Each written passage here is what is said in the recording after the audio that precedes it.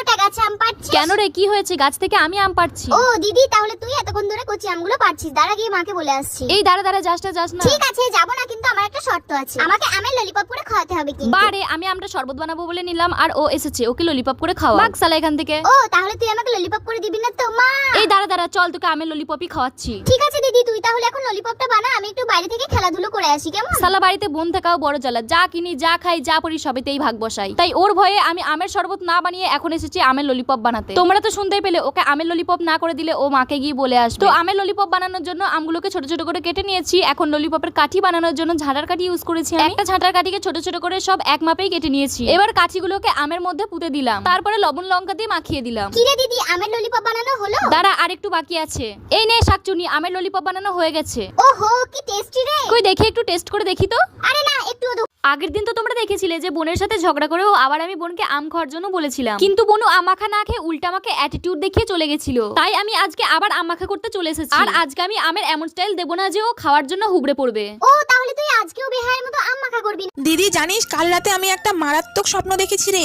তাই নাকি? তা কি স্বপ্ন দেখলি শুনি একটু। তুই আর আমি নিঝুম এক রাতে জঙ্গলের এক সরু পথ দিয়ে হেঁটে চলেছি। আচ্ছা, তারপর? সেই পথের দুই ধারে দুটো পুকুর রয়েছে, একটা গুয়ের পুকুর আর একটা ক্ষীরের পুকুর।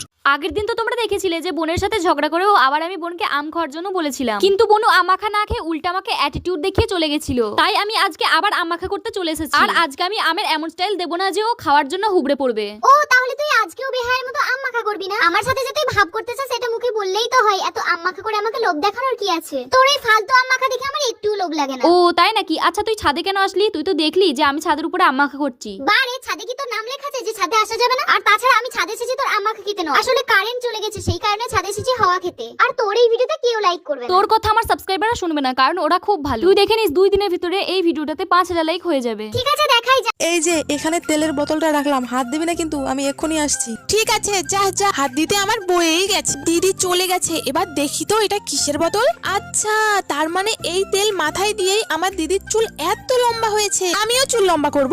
জানো, একদিন বিকেলে আমি আর আমার ভাই একটা গাছের তলায় বসে বসে আর পেয়ারা মাখা খাচ্ছিলাম। পেয়ারাতে নুন লঙ্কার গুঁড়ো দিয়ে একদম ঝাল ঝাল করে মাখিয়েছিলাম। হঠাৎ আমাদের পিছন থেকে কেউ যেন বলে উঠলো, আমাকেও একটু পেয়ারা মাখা দেবে।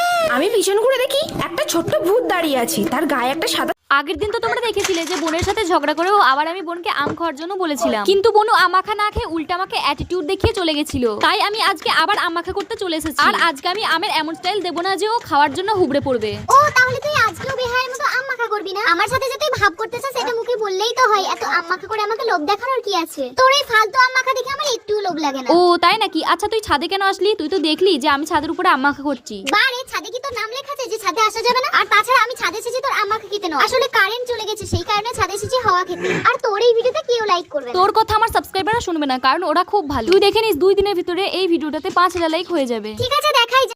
দিদি, তুই শশা কোথায় পেলি? মা দিয়েছে। কই, মা আমাকে দেয়নি তো? কারণটা হলো মা আমাকে বেশি ভালোবাসে। তুই মিথ্যে কথা বলছিস, মা আমাকে বেশি ভালোবাসে। তাহলে তোকে শশাটা না দিয়ে আমাকে কেন দিল? নিশ্চয়ই তুই লুকিয়ে নিয়েছিস। মোটেও না, আমার